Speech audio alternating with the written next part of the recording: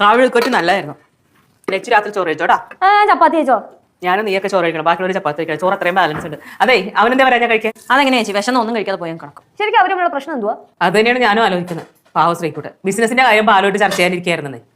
അതെ, അവരെപ്പോഴും ഇങ്ങനെ തന്നെയാണോ? അവരെപ്പോഴും ഇങ്ങനെയൊന്നും അല്ല, ഇടയ്ക്കിടയ്ക്ക് ഇങ്ങനെയാണ്. പക്ഷെ ഉള്ളിൽ ഭയങ്കര സ്നേഹം.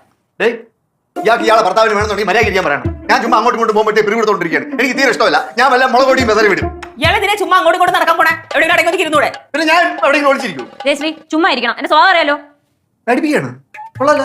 അയ്യോ, ഇതിപ്പോ വലിയ കഷ്ടമാണല്ലോ. ഇത്രയും ദിവസം വലിയ കുഴപ്പമൊന്നും ഇല്ലാണ്ട് ഇവിടെ നിൽക്കായിരുന്നു. തുടങ്ങി വീണ്ടും പ്രശ്നം. അങ്ങനെ പറ. നമ്മൾ വന്ന് കയറിയപ്പോ പ്രശ്നമായിരുന്നു കേട്ടാ. നമ്മൾ വന്ന് കയറിയപ്പോ പ്രശ്നമായിരുന്നു ഇവിടെ. ചേച്ചി ആ ഒരു അർത്ഥത്തിലാണ് പറഞ്ഞത്, എനിക്ക് തോന്നുന്നില്ല. കുട്ടിമാവളോട് ഇനി ആരും എന്ത് പറഞ്ഞാലും ആ ഒരു അർത്ഥത്തിൽ എടുക്കത്തുള്ളൂ. അത് പണ്ടോട്ടുള്ള സ്വഭാവമാണ്. ഇതിനെക്കാട്ടി ആളിന്റെ അടുത്ത് നിന്ന് വായിന്ന് വല്ലതും കേട്ടാ മതി. എന്നാ പോയി കേക്ക് ചെല്ല്. പോടാ. അതൊക്കെ മറിച്ചിട്ടേ പോവുള്ളൂ. ഇവൻ ഈ തുള്ളിത്തള്ളിയുടെ ചാട്ടം എപ്പോ നിൽക്കും? അവിടെ ഇങ്ങനെ തന്നെയാണ്.